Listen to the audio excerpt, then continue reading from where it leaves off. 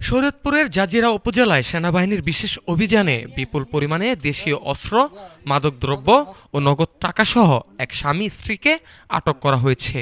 দীর্ঘদিন ধরে এলাকায় মাদক কারবার ও অবৈধ অস্ত্রের সঙ্গে জড়িত থাকার অভিযোগে তাদেরকে আটক করা হয়।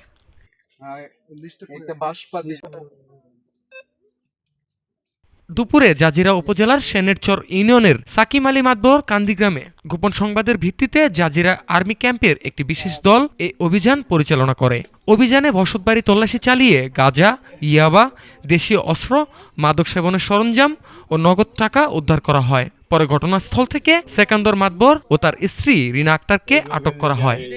দেখতে পাচ্ছেন ঘরের আকার খুব ছোট হলেও এটা একটা ছোটখাটো অস্ত্রাগার। মূলত দেশীয় এমন কোনো অস্ত্র নেই।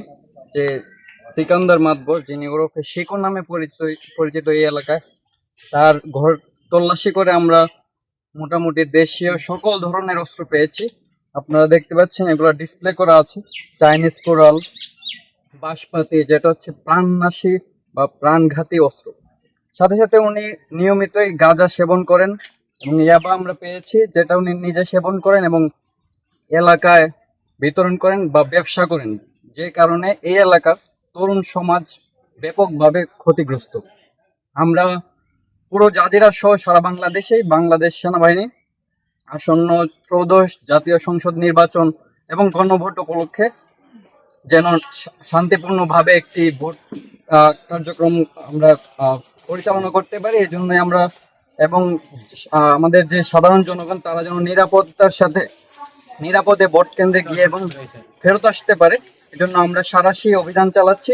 যত ধরনের এই প্রাণঘাতী অস্ত্র বা নাশকতামূলক কার্যক্রম পরিচালনার যত অস্ত্র আছে আমরা অভিযান করে উদ্ধার করার চেষ্টা করছি। আমি মেজর আশরাফ আহমেদ, বর্তমানে জাজিরা আর্মি ক্যাম্প কমান্ডার হিসেবে নিয়োজিত আছি। আর এছাড়া আমরা বাংলাদেশের সর্বত্রই বাংলাদেশ সেনাবাহিনীর নজরদারির মধ্যেই আছে এবং আমাদের বিভিন্ন ক্যাম্প সকল উপজেলায় আছে। সব জায়গায় একই ধরনের কার্যক্রম চলমান রয়েছে।